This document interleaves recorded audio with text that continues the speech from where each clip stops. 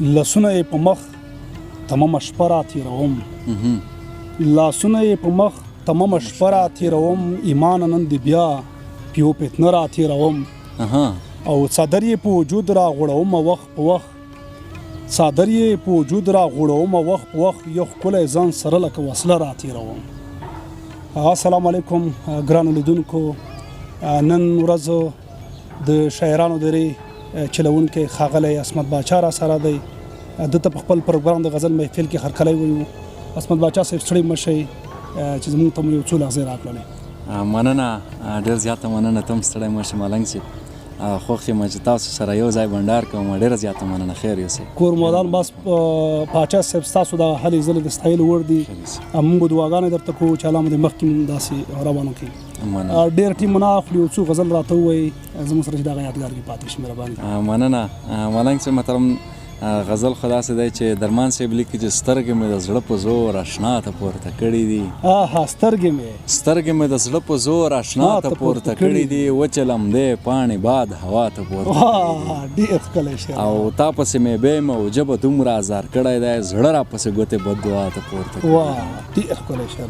واه واه په دوزخ کې جنتي شیبې راغلي دي. واه واه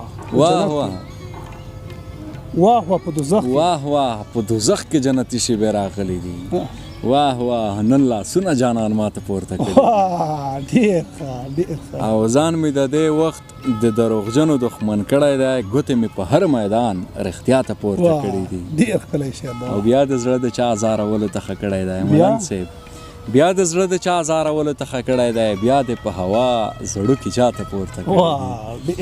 او ملنګ صاحب ریحان صاحب د بل ځای کې لیکي چې سړیتوب بل شای دی او نه سړیتوب بل شای دی، دا هم یو وشماره خو په دې کې نرتوب بل شای دی. ډېر ښه شعر دی. بیا سړیتوب بل شای دی او نه سړیتوب بل شای دی، دا هم یو وشماره خو په دې کې نرتوب بل شای دی. او کاش زما خور وای دا فتمنه او دینداره جنۍ په ځینې خلکو بیا زما مینتوب بل شای. کاش زما خور وای دا فتمنه او دینداره جنۍ په ځینې خلکو بیا زما مینتوب بل شای.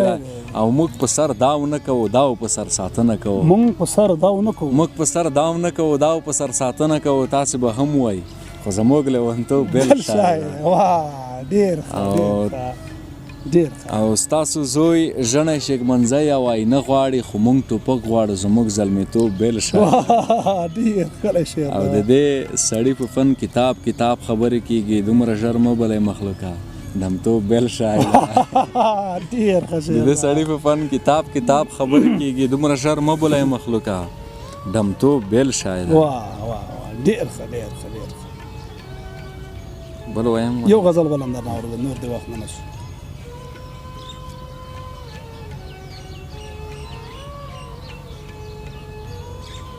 او شاهین صاحب لیکي چې خپل غوندې مې راوستې پردي په رقم لاړې، خپل غوندې مې راوستې پردي په رقم لاړې، غرق دې کړم د بنګو د لوګي په رقم لاړې.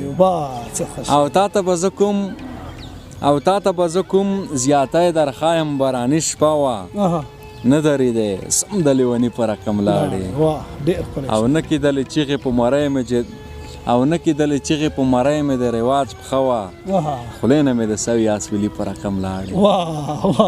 نه کېدلې چیغې په مرۍ مې د رواج پښه وه، خولې نه مې د سوي اسویلي په رقم لاړې.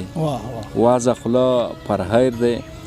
خوله پر هر د حیران پرېښود ظالمې، تلې د ګلاب د خوشبویي په رقم لاړې. او څه بلا سړی وې ما په جال د مینې نه کړې ګیر، څه بلا سړی وې ما په جال د مینې نه کړې ګیر، لاس نه مې شاهینه د ماهي په رقم لاړې. ډېره مننه. کور دیوالان پاچا صاحب چې وخت مو راکړو. خیر اوسه ملنګ صاحب، ډېره زیاته مننه.